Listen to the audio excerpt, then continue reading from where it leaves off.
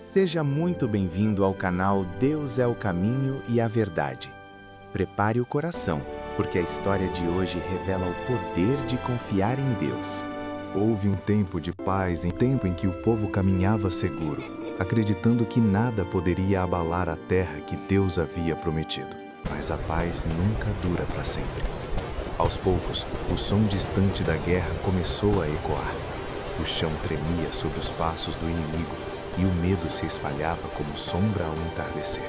Os filisteus haviam se levantado contra Israel, e com eles vinha algo nunca antes visto. À frente do exército inimigo estava Golias, um gigante. Um homem cuja presença fazia até os mais valentes perderem a coragem. Todas as manhãs ele descia ao vale e gritava, desafiando o povo de Deus. Sua voz ecoava como trovão. Mandem um homem para lutar comigo! Se ele cair, todo Israel se curvará!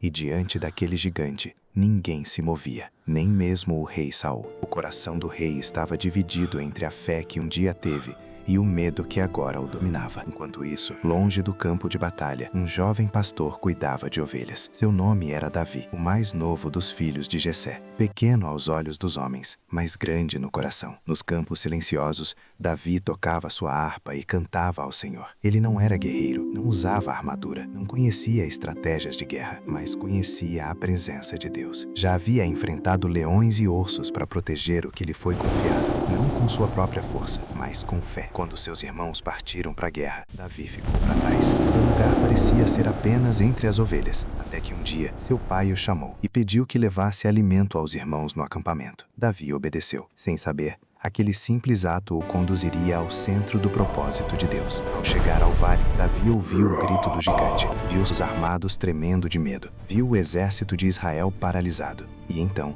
algo queimou dentro dele. Não era raiva, era zelo. Quem é esse filisteu para desafiar o Deus vivo? Seus irmãos tentaram calá-lo, Você é apenas um menino. Volte para casa. mas Davi não podia ignorar o que via, não quando o nome do Senhor estava sendo afrontado. Levaram Davi até o rei Saul. O rei olhou para ele e viu apenas um garoto. Mas Davi falou de sua fé. Falou do Deus que o livrou do leão e do urso. Falou da certeza de que aquela batalha não era dele, mas do Senhor. Saul hesitou, mas algo em suas palavras reacendeu uma esperança esquecida. E assim, Davi foi enviado, não com espada, nem com armadura, apenas com uma funda, 5 pedras e uma fé inabalável.